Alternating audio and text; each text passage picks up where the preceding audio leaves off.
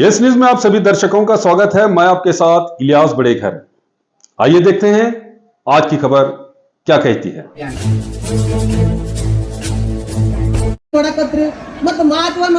मुख्यमंत्री विजापुर बहಳ ಸಂತೋಷ ನಮಗೆಲ್ಲ ಅದಕ್ಕೆ ಎಲ್ಲ ಬರ್ತಾರ ನೋಡು ಹರ್ಕ ಬಾಯಿ ಅದು ನಿಮ್ಗೆ ಏನಾಗ್ಬಿಡ್ತು ಕೇಳಿಸ್ಬಿಡ್ತು ಅದಕ್ಕೆ ಈಗ ಯಾವುದೈತಲ್ಲ ಯಾವುದು ನಿಮ್ಮನ್ನ ಯಾವ ನಿಮ್ಮ ಕುತಂತ್ರ ನಮ್ಮ ಅಶೋಕ್ ಕಪೂರ್ ಹೇಳಿದ್ರಲ್ಲ ಯಾವ ವಿಷಯವನ್ನು ತಗೊಂಡು ಜನರಲ್ಲಿ ಒಂದು ಧರ್ಮದ ಒಂದು ನಶೆಯನ್ನು ಹಾಕಿ ತಾವೇನು ರಾಜಕಾರಣ ಮಾಡ್ಬೇಕಂತಿರಲ್ಲ ಅದು ನಡೆದಿಲ್ಲ. ಯಾಕಂದ್ರೆ ಎಲ್ಲರೂ ಜಾಗೃತರಾಗ್ಯಾರ. ಇಲ್ಲಿ ಅಪ್ಪವರೆಲ್ಲ ವಿಶ್ವಕ್ಕೆ ಹೇಳಿದ್ರು ಹಿಂದೂಗಳು ಮುಸ್ಲಿಮ್ಸು ಕ್ರೈಸ್ತ ಬೌದ್ಧ ಏನು ಭಿನ್ನತೆ ಇಲ್ಲ. ಭಾರತದಲ್ಲಿ ಎಲ್ಲ ಅಣ್ಣ ತಮ್ಮ ಅಕ್ಕ ಈ ಥರನೇ ನಮ್ಮ ಸಂಬಂಧಗಳು. ಅದಕ್ಕೆ ನೀವು ಇದಕ್ಕೆ ಕ್ಷಮೆಯನ್ನು ಕೇಳಬೇಕು. ಇಷ್ಟಾದ್ರೂ ನಿಮ್ಮ ನಾಲಿಗೆ ಎಟ್ಲ ಇನ್ನ ಕ್ಷಮೆ ಕೇಳಬೇಕನ್ನೋ ವಿಚಾರ ಇಲ್ಲ. ಯಾಕಂದ್ರೆ ಬಿಡು ನಿನ್ನ ನೀಚ ಬುದ್ಧಿಯ ನಾಲಿಗೆ ಅಂತ ಹೇಳಿ ನಮ್ಮ ಕವಿಗಳು ಹೇಳ್ಯಾರಲ್ಲ ಹಂಗ ನಿಮ್ಮ ದುರಂಕಾರ ಇಲ್ಲಿ ತನಕ ನೋಡಿ ಮಿತಿ ಮೀರಿ ಹೋಗೈತಿ. ಅದಕ್ಕೆ ಇನ್ನು ನಿಮ್ಮನ್ನ ಈ ದೇವರ ಸಹಿತ ರಕ್ಷಣೆ ಮಾಡಕ್ ಆಗುದಿಲ್ಲ ಅಂತ ನನಗೆ ಅನ್ಸತ್ತೆ.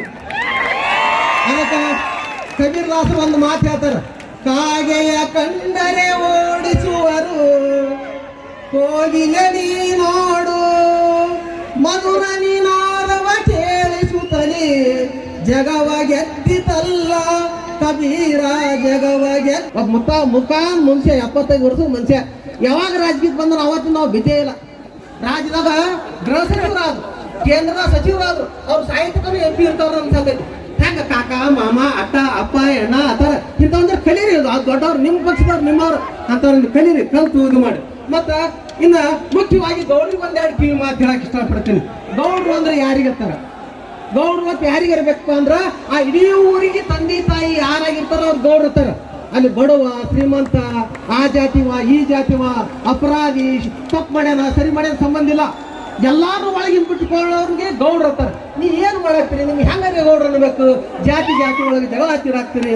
ಅದಕ್ಕೆ ಬಸವಣ್ಣವರು ಒಂದು ಮಾತು ಹೇಳ್ತಾರೆ, ನುಡಿದರೆ ಮುತ್ತಿನ ಹಾರದಂತಿರಬೇಕು, ನುಡಿದರೆ ಮಾಣಿಕ್ಯದ ದೀಪ್ತಿ ಅಂತಿರಬೇಕು, ನುಡಿದರೆ ಸ್ಫಟಿಕದ ಸಲಾಖೆ ಅಂತಿರಬೇಕು, ನುಡಿದರೆ ಲಿಂಗ ಮೆಚ್ಚಿ, ಲಿಂಗ ಅಂದ್ರ ಅಲ್ಲ ಆ ಪರಮಾತ್ಮ, ನುಡಿದರೆ ಪರಮಾತ್ಮ ಮೆಚ್ಚಿ ಹೌದೌದು ಏನಬೇಕಂತ. ಏನ್ ಯಾರು ಹೌದ ನೋಡ್ರಿಪ್ಪ, ನಿಮ್ಮ ಪಕ್ಷದವ್ರು ಹೌದ ನೋಡ್ರು, ನಿಮ್ಮ ಜಾತಿಯವರು ಹೌದ ನೋಡ್ರು, ನಿಮ್ಮ ಊರ. ಅದಕ್ಕೆ ಕೆರೆ ಹಳ್ಳ ಬಾಯಿ ತೆಗೆದರೆ ಗೊಳ್ಳೆ ಗುರುಚೆ ಚಿಪ್ಪುಗಳ ಕಾಣಬಹುದು, ವಾರುದಿ ಮೈ ತೆಗೆದರೆ ಮುತ್ತು ರತ್ನಗಳೇ ಕಾಣಬಹುದು. ನಮ್ಮ ಬಸವನಗೌಡರು ಬಾಯಿ ತೆಗೆದ್ರೆ ನೋಡ್ ಏನ್ ಕಾಣ. ಮೃದುವಚನವೇ ಸಕಲ ಜಪಂಗಳಯ್ಯ, ಮೃದುವಚನವೇ ಸಕಲ ತಪಂಗಳಯ್ಯ. ಏನು ಇವೆಲ್ಲ ಮರ್ತ ಬಿಟ್ರಿ ನೀವು. ಅದಕ್ಕೆ ಮೊಹಮ್ಮದ್ ಪೈಗಂಬರ್ ಅಪ್ಪವರು ಒಂದು ಮಾತು ಹೇಳ್ಯಾರ ನಮ್ಗೆ, ನಮ್ಮ ಇಡೀ ಶರೀರದಲ್ಲಿ ನಮ್ಗೆ ಅತಿ ಶ್ರೇಷ್ಠವಾದಂತ ಅಂಗ ಯಾವ್ದಪ್ಪ ಅಂದ್ರ ನಾಲಿಗೆ, ಮತ್ತು ಅತಿ ಕನಿಷ್ಠವಾದಂತ ಅಂಗ ಯಾವ್ದಪ್ಪ ಅಂದ್ರ ನಾಲಿಗೆ. ಈ ನಾಲಿಗೆ ಎಷ್ಟೈತಿ? 3 ಇಂಚ್ ಐತಿ. 3 ಇಂಚ್ ನಾಲಿಗೆ 6 ಅಡಿ ಮನುಷ್ಯನ 6 ಅಡಿ ಒಳಗಡೆ ಹಾಕ್ತೈತಿ. ಇಲ್ಲಿ 6 ಅಡಿ ಸಿಂಹಾಸನ ಮೇಲೆ ಕುಂದಿರ್ತೈತಿ. ಅದಕ್ಕೆ ತಾವು ಎಚ್ಚರಾಗಿ ಮುಂದಿನ ದಿನಮಾನದಲ್ಲಿ ಎಚ್ಚರದಿಂದ ವರ್ತಿಸಬೇಕು. ಶಬ್ದವೇ ಬ್ರಹ್ಮ, ಶಬ್ದವನ್ನ ಬ್ರಹ್ಮವಾಗಿ ಉಪಯೋಗ ಮಾಡಿದ್ರೆ ನಿಮ್ಗೆ ಮುಕ್ತಿ ಆಗ್ತೈತಿ.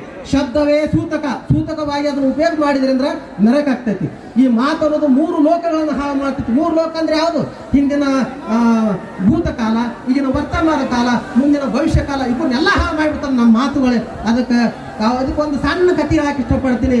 ಏನಪ್ಪಾ ಅಂದ್ರ ಸೂಜಿ ಮತ್ತು ಚಾಣಿಗೆ ಇಬ್ರು ಒಂದ್ ದಿವ್ಸ ಭೇಟಿ ಆದ್ರತ್ತ.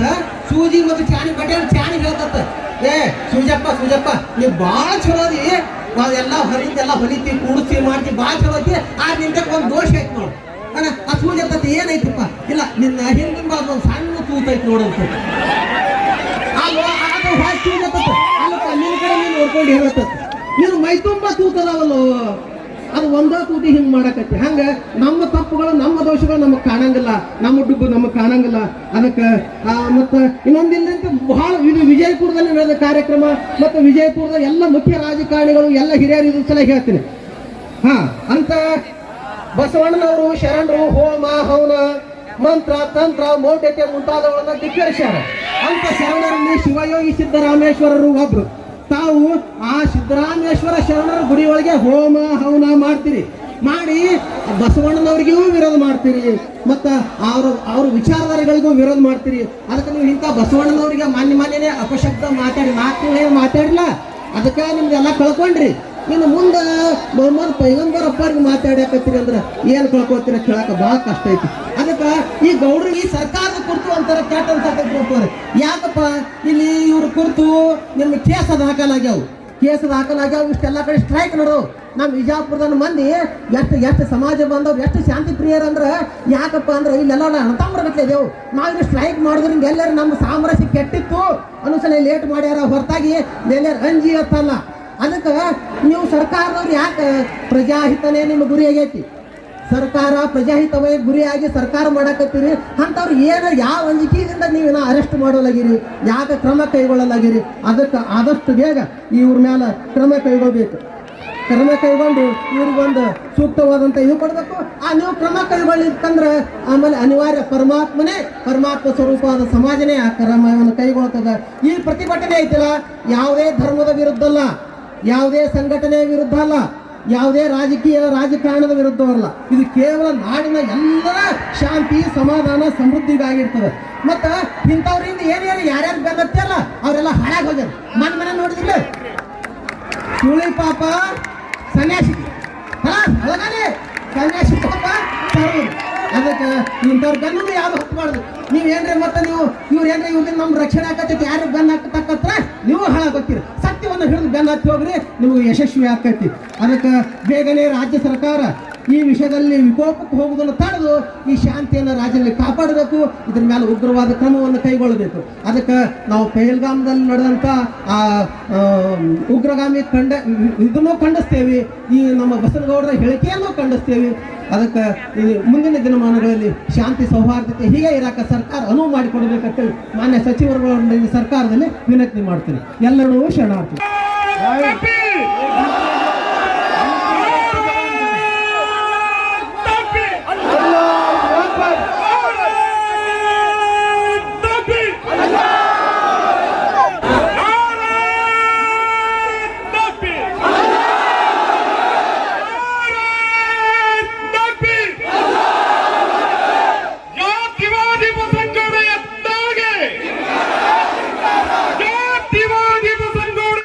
जैसा कि आप सब जानते हैं कि आप सभी का प्यार हमारे साथ कायम है।